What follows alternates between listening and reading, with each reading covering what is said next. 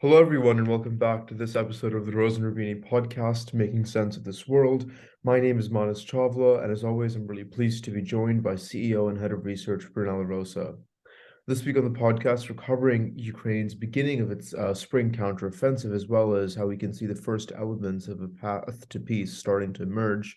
But the global news media, Brunello, was really awash with pieces about Henry Kissinger, finally turning 100 last week. Tell me a bit more about sort of what you saw and what Kissinger's sort of said about the war in Ukraine. Yeah, so we want to discuss about the war in Ukraine and how it's evolving. And we thought it would be a good starting point discussing uh, Kissinger, who turned 100 recently, and he was known for being the man of the impossible compromises, including the detente between US and China in the early 70s and then the ceasefire in Vietnam. And for these achievements in 1973 was awarded the Nobel Peace Prize. That was a bit controversial, admittedly, but still, this is the man of the impossible compromises. Do we need somebody like him these days? It seems like, because there's really a lot to do to achieve a peace in Ukraine, but we have a bit of a path potentially start opening up. And so before discussing the elements of this, it's important to remember that he has recently changed his mind about what Ukraine should do. Initially thought that Ukraine joining NATO would be read by Russia as a provocation and would be kind of a further incentive to more conflict. Instead, recently said, no, Zelensky is an extraordinary leader. He has done well in listening to Xi for a potential peace agreement on the war with Russia, and at the same time, Ukraine should be joining NATO. Initially said he shouldn't, but now I think he should. And to some extent, maybe it's just recognizing the inevitable or the fact that NATO countries are already so involved in the conflict that the jure de facto Ukraine is already considered somehow a NATO country. Right. And let's expand a bit on sort of the situation in Ukraine right now. Where is sort of the state of the war? What do we expect kind of with a spring counteroffensive? But particularly, what's the role played by China here? We've just discussed this sort of previously, but what's the latest update on it being a potential power broker or negotiator?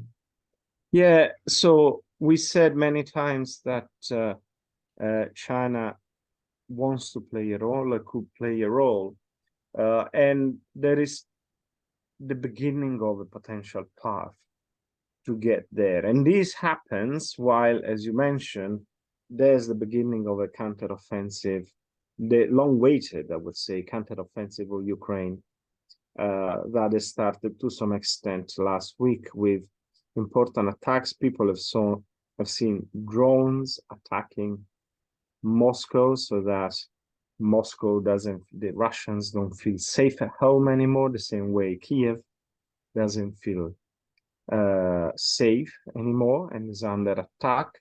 So that kind of is the physical representation that the counteroffensive has started.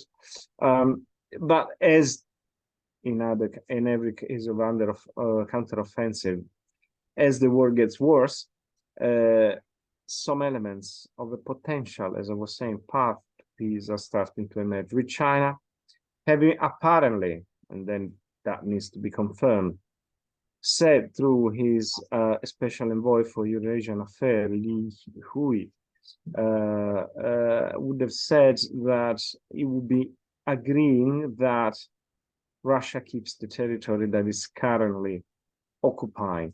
Clearly, that position is not acceptable for the Ukrainians. They are even thinking to get back Crimea, but it's not just the Ukrainians. The Western allies don't seem inclined to say, okay, let's freeze the status quo, wherever Russians are, that now is Russian territory. That doesn't seem like an acceptable compromise. Right. And China's not the only one. There's sort of other countries that have come into the mix, trying to open their diplomatic channels, trying to, position themselves as negotiators. Who are these other countries, and will they see any success? Yeah, so uh, there are others that are trying to open dialogues. First is Lula.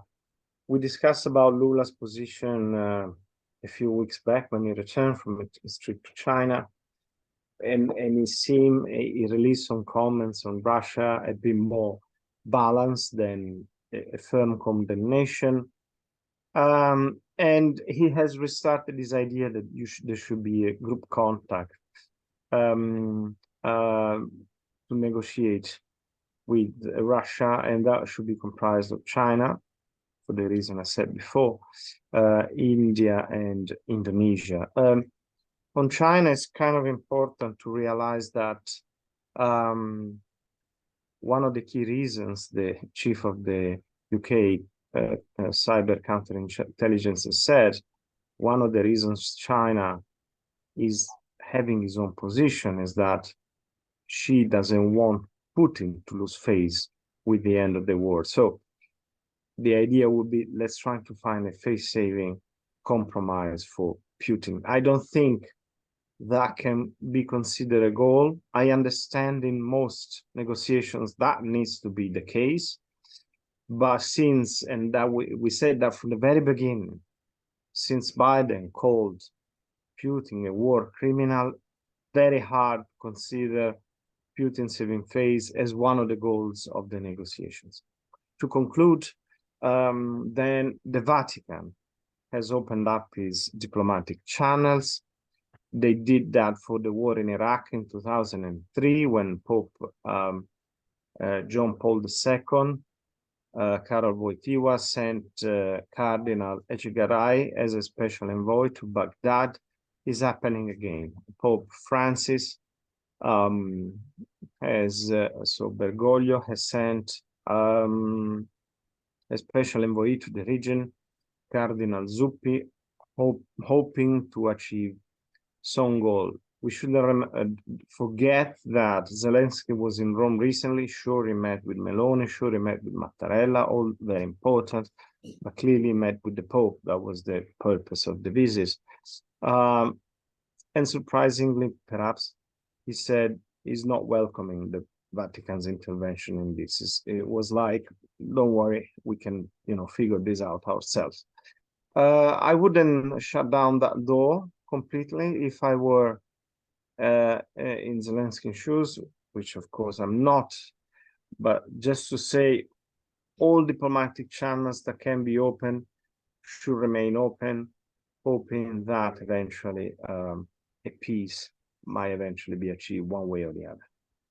Sure. I mean, it seems like these are still very preliminary steps, but could possibly give us the first sight of what might end up becoming kind of a peace plan. Certainly, it makes sense that such a peace plan wouldn't just be between Ukraine and Russia. There's no shortage of third-party actors that want to get involved, each for their own interests. So certainly something we'll continue to watch. Thank you, as always, Brunello, for your time and insight. Thank you very much. Until next time.